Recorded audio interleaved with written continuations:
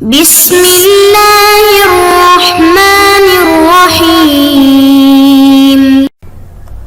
السلام علیکم محترم سامعین اور عزیز طلبہ کرام، امید کرتا ہوں کہ آپ تمام احباب خیر و عافیت سے ہوں گے۔ آج کا ہمارا سبق نمبر 17 ہے، جس میں ہم پڑھیں گے درس ناقص۔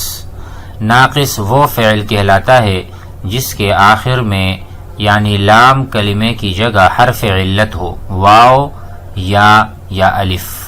تو آئیے ہم پڑھتے ہیں کہ جب فعل ناقص ضمیر کی طرف اس کی نسبت ہو یا اسناد ہو تو اس میں کیا کیا تبدیلیاں واقع ہوتی ہیں، حرف علت کب حذف ہوتا ہے اور کب حذف نہیں ہوتا۔ تو آئیے شروع کرتے ہیں۔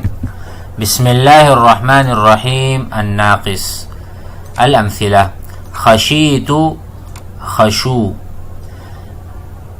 نہوت نہو، علوت علو، قویت میں نے گزارا، قضوا انہوں نے گزارا، استدعیت میں نے طلب کیا، استدعوا انہوں نے طلب کیا۔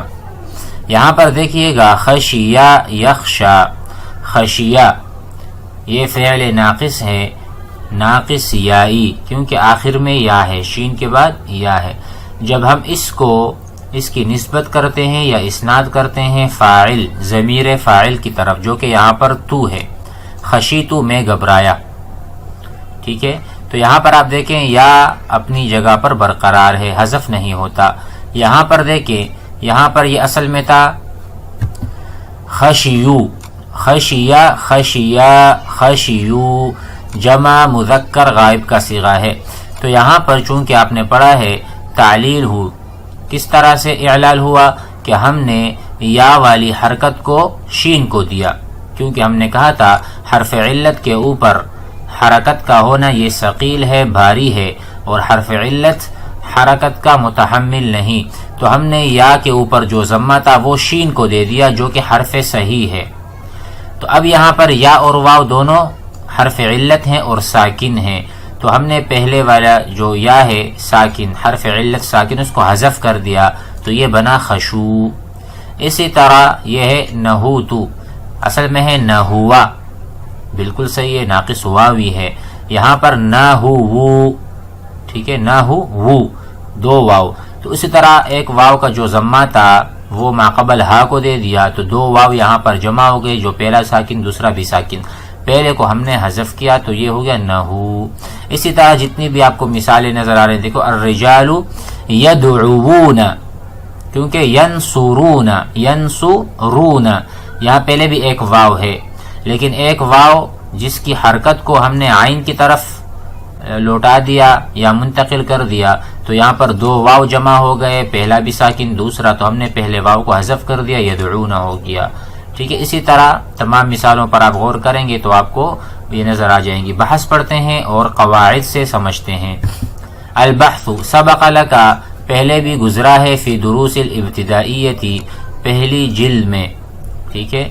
ان علمتا، آپ نے یہ جانا، بعد ایضاح کے ساتھ، وضاحت کے ساتھ، و تفصیل کے ساتھ، حکم الناقصی کے ناقص کا حکم کیا ہے، عند اسنادہ للضمائر الرفع البارزہ، جب فعل ناقص کو ہم یا اس کا ہم اسناد کرتے ہیں کس کی طرف، ضمائر الرفع البارزہ یعنی فاعل کی طرف، وہ ضمائر جو فاعل واقع ہوتے ہیں، جیسے خشیتو، اسی طرح یسعینا، یمشینا۔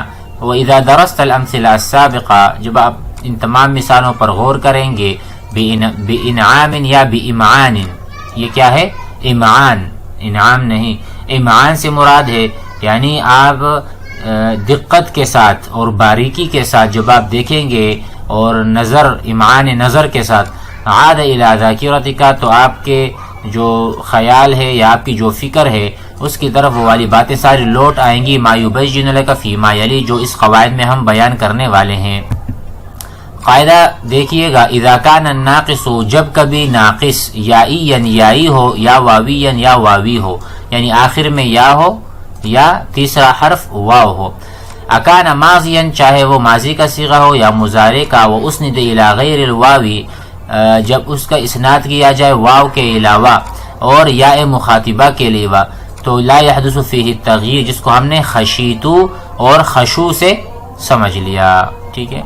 اذا كان آخر الماضی الناقص، اگر ماضی ناقص کا آخر الف ہو، آخری حرف کیا ہو؟ الف ہو.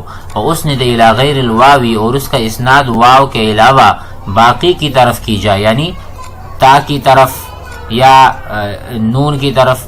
فإن كان ثلاثيا، جب فعل ثلاثی ہو، ردت الالف الى اصلها، تو جو الف ہے وہ واپس لوٹ آئے گا. وإن زاد على ثلاثة، اگر وہ فعل ثلاثی مزید ہو یعنی ثلاثہ احرف نہ اس سے زیادہ، وقلبت الالف یاء، تو وہ الف جو ہے وہ یا میں بدل جائے گا.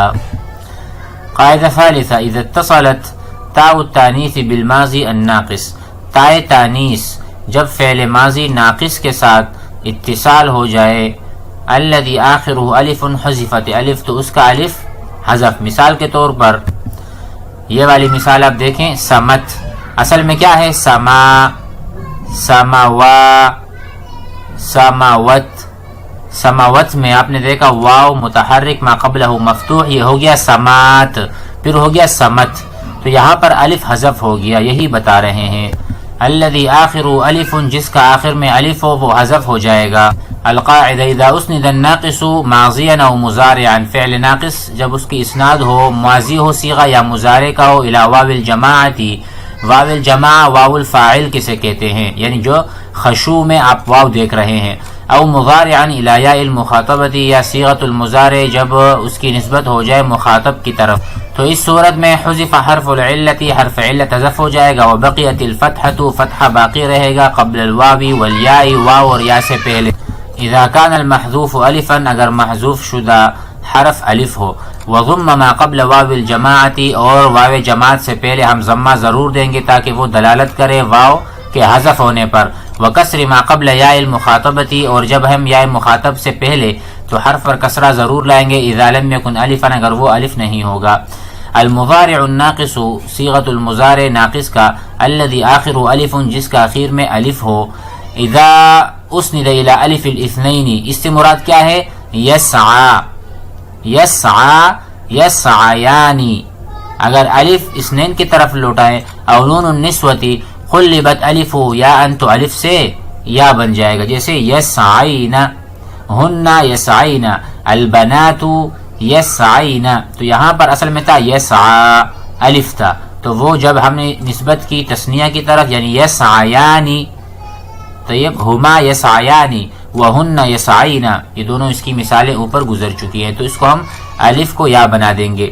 الامر الناقص کالمضارع، جو امر کا صیغہ ہے ناقص کا وہ مضارع کی طرح ہے، یعنی جو احکامات اور جو قواعد اور جو اعلالات مضارع میں ہوتے ہیں اسی طرح امر میں بھی ہوں گے. فی جمیع احکامہ، وہ اس کا تابع ہے.